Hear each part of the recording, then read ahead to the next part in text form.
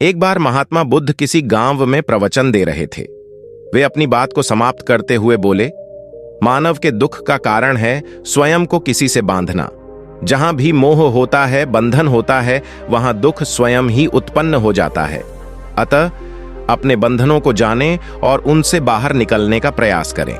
इसके बाद उन्होंने सभी लोगों को आशीर्वाद दिया और फिर अपने आश्रम को लौट गए। अगले दिन उनसे एक व्यक्ति मिलने आया। वह बुद्ध को दंडवत करता हुआ बोला, महात्मन, मैंने कल आपका उपदेश सुना। आपकी बातें मेरे हृदय में उतर गई हैं। मैंने अपने बंधनों को तोड़ दिया है, सारी मोह माया का त्याग कर दिया है। अब मैं आपकी शरण में आना चाहता हूं। उस व्यक्ति की बातें सुनकर बुद्ध मुस्कुराए और धीरे से बोले, मुझे विस्तार से बताओ वत्स, तुमने कौन कौन से बंधन तोड़े और किसका मोह त्याग दिया है? वह व्यक्ति बोला, मेरे घर पर मेरे बूढ़े माता पिता और पत्नी हैं।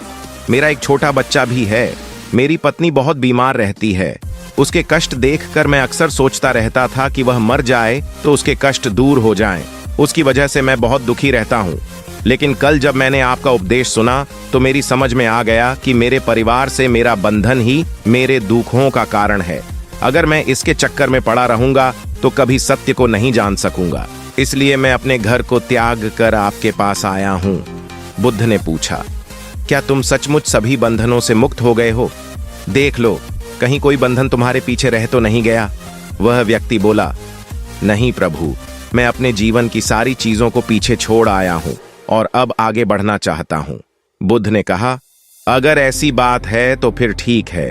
आज तुम यहीं आश्रम में रुको। कल मैं तुम्हें बताऊंगा कि तुम्हें क्या करना है। बुद्ध ने अपने एक शिष्य की ओर इशारा किया। शिष्य ने उसे आश्रम के अतिथि कक्ष में पहुंचा दिया। वह व्यक्ति उत्सुकता पूर्वक आश्रम की गतिविधियां देखता रहा। उन्हें देखकर वह बहुत प्रसन्न हुआ और अपने सौभाग्य पर इतराता रहा। अगले दिन बुद्ध ने उस व्यक्ति को एक कार्य सौंपते हुए कहा, तुम्हें पूर्व की दिशा में जाना है। वहां पर तुम्हें एक गांव मिलेगा। गांव के बाहर ही एक साधिका का घर है। वह तुम्हें कोई वस्तु देगी। उसे लेकर तुम्हें वापस मेरे पास आना है। वह व्यक्ति पूर्व दिशा की ओर चल पड़ा। गर्मी का मौसम था। कुछ ही देर में वह पसीने से तरबतर हो गया। उसे प्यास भी सताने लगी। वह सोचने लगा कि अगर इस समय मैं अपने घर पर होता तो इस तरह गर्मी में पसीना नहीं बहाना पड़ता। कुछ दूर और चलने पर उसे भूख भी सताने लगी, पर वह एक सुनसान और बंजर रास्ता था। आसपास न तो कोई पेड़ था और न ही पोखर तालाब।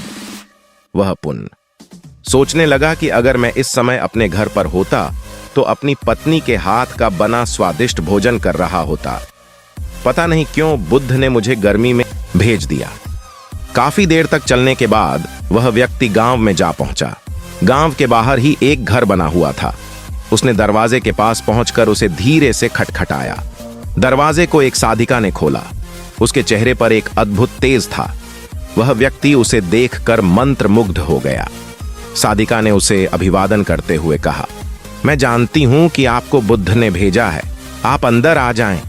वह व्यक्ति घर के अंदर चला गया। साधिका के कहने पर उसने पानी से हाथ मुंह धोया और एक चटाई पर बैठ गया। साधिका ने उसके सामने भोजन की थाली रख दी। वह जल्दी जल्दी भोजन करने लगा। अचानक उस व्यक्ति की नजर साधिका के पैरों पर पड़ी। उसके पैर बहुत सुंदर थे। वह उन्हें देखता ही रह गया। तभी साधिका ने उसका ध्यान भंग किया। वह बोली, जिस व्यक्ति को बुद्ध के चरणों में स्थान मिल जाता है फिर उसे किसी अन्य के चरणों की आवश्यकता नहीं पड़ती। साधिका की बात सुनकर वह व्यक्ति लज्जित हो गया और नजरें नीची करके चुपचाप भोजन करने लगा। भोजन करने के बाद साधिका ने कहा, आप बहुत दूर से आए हैं, थक गए होंगे। यहीं चटाई पर लेट जाएं, मैं पंखा कर दूंगी। वह व्यक्ति बहुत थका हुआ था। वह चटाई पर लेट गया और अपनी आंखें बंद कर लीं। साधिका उसे पंखा करने लगी, पर लेटने के बाद भी उस व्यक्ति को चैन नहीं आया। उसने धीरे से अपनी पलकों को खोला और चोर नजरों से साधिका को देखने लगा। वह सोचने लगा, यह स्त्री कितनी सुंदर है, इसकी वाणी कितनी मोहक है। अगर यह मेरी पत्नी होती तो मेरा जीवन स्वर्ग बन जाता। साधिका इसके मन की बात समझ गई। वह बोली, शरीर में कुछ नहीं रखा है, यह केवल मांस, मज्जा और अस्थियों का जोड़ है। जो व्यक्ति इसके आकर्षण से मुक्त हो जाता है वही सत्य को प्राप्त कर पाता है। यह सुनकर वह व्यक्ति घबरा गया। वह चटाई से उठ बैठा और बोला, अब मुझे बुद्ध के पास जाना चाहिए। कृपया आप मुझे वह सामान दे दें जिसके लिए बुद्ध ने कहा था। साधिका ने मुस्कुराकर जवाब दिया, बुद्ध ने आपको जिस कार्य के लिए भेजा था वह पूर्ण हो चुका है। साधिका की यह बात उस व्यक्ति को समझ में नहीं आई। वह दरवाजे की ओर बढ़ चला। दरवाजे के पास पहुंचकर वह एक क्षण के लिए रुका और पलटकर बोला, क्या आप अंतर्यामी हैं? आपने मेरे मन की बातें कैसे समझ लीं? वह स्त्री मुस्कुराते हुए बोली, बुद्ध की कृपा से मैं मोह माया से ऊपर उठ चुकी हूं, इसलिए भावनाओं से निर्लिप्त हूं और किसी के चेहरे को देखकर उसके मन में उठने वाले विचारों को समझ लेती हूं। उसकी बातें सुनकर वह व्यक्ति एक बार पुनः लज्जित हुआ और सोचने लगा कि जिस स्त्री ने सच्चे मन से मेरा सत्कार किया, मैं उसके बारे में क्या क्या सोचता रहा। उसके बाद वह बुद्ध के आश्रम की ओर लौट पड़ा। आश्रम में पहुंचकर वह व्यक्ति बुद्ध के चरणों में गिर पड़ा और बोला, महात्मन, मुझे क्षमा कर दें, मैं बड़ा पापी हूं। उसकी बात सुनकर बुद्ध भेजा था ताकि तुम अपने आप को देख सको। अब मुझे बताओ, क्या तुम सचमुच मोह और बंधन को त्याग चुके हो? वह व्यक्ति कुछ नहीं बोला। वह नजरें नीची किए चुपचाप खड़ा रहा। बुद्ध ने कहा, बाहरी बंधन और मोह को त्यागने से हम बंधन मुक्त नहीं होते। दरअसल बंधन और मोह हमारे भीतर होता है। तुमने परिवार को छोड़ दिया और सोचा कि मैं बंधन मुक्त हो गया, लेकिन जैसे ही तुम्हें अवसर मिला, तुम्हारे भीतर का मोह जाग उठा और इसी वजह से आज तुम अपने आप को पापी समझ रहे हो। मुझे क्षमा कर दें प्रभु। उस व्यक्ति ने अपने हाथ जोड़ दिए। फिर वह धीरे से बोला, आप सही कह रहे हैं, मैं केवल अपनी पत्नी से पीछा छुड़ाना चाहता था। वह बहुत बीमार रहती है। 1 वर्ष से हमारे बीच संबंध भी नहीं बन पाए।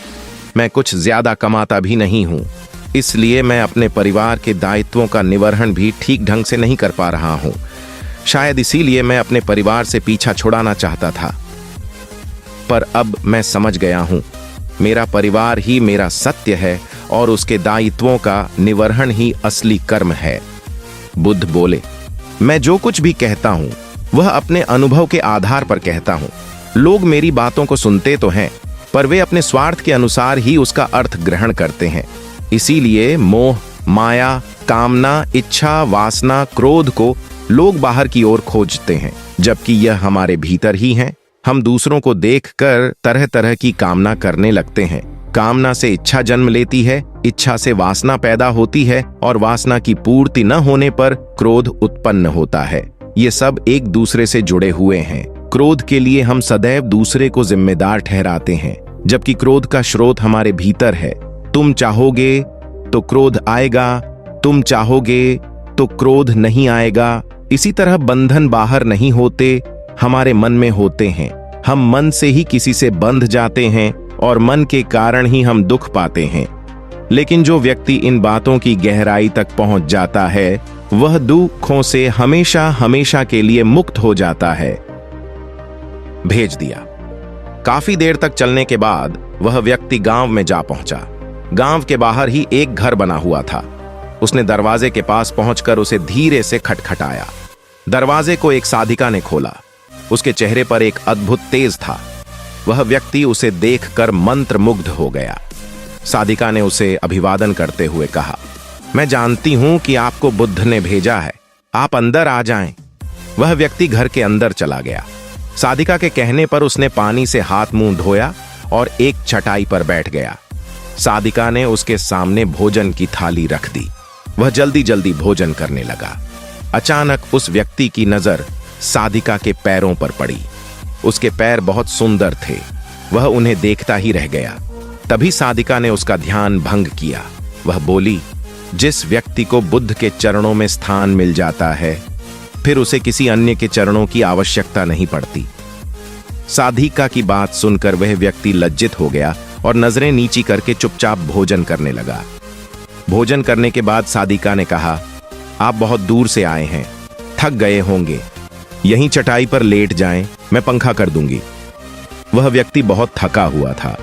वह चटाई पर लेट गया और अपनी आंखें बंद कर लीं। साधिका उसे पंखा करने लगी।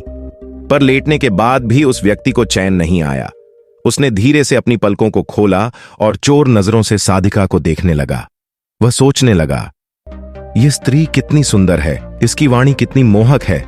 अगर यह मेरी पत्नी होती तो मेरा जीवन स्वर्ग बन जाता। साधिका इसके मन की बात समझ गई। वह बोली, शरीर में कुछ नहीं रखा है, यह केवल मांस, मज्जा और अस्थियों का जोड़ है। जो व्यक्ति इसके आकर्षण से मुक्त हो जाता है वही सत्य को प्राप्त कर पाता है। यह सुनकर वह व्यक्ति घबरा गया।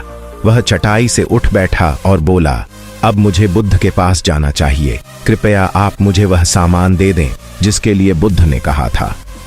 साधिका ने मुस्कुराकर जवाब दिया, बुद्ध ने आपको जिस कार्य के लिए भेजा था वह पूर्ण हो चुका है। साधिका की यह बात उस व्यक्ति को समझ में नहीं आई।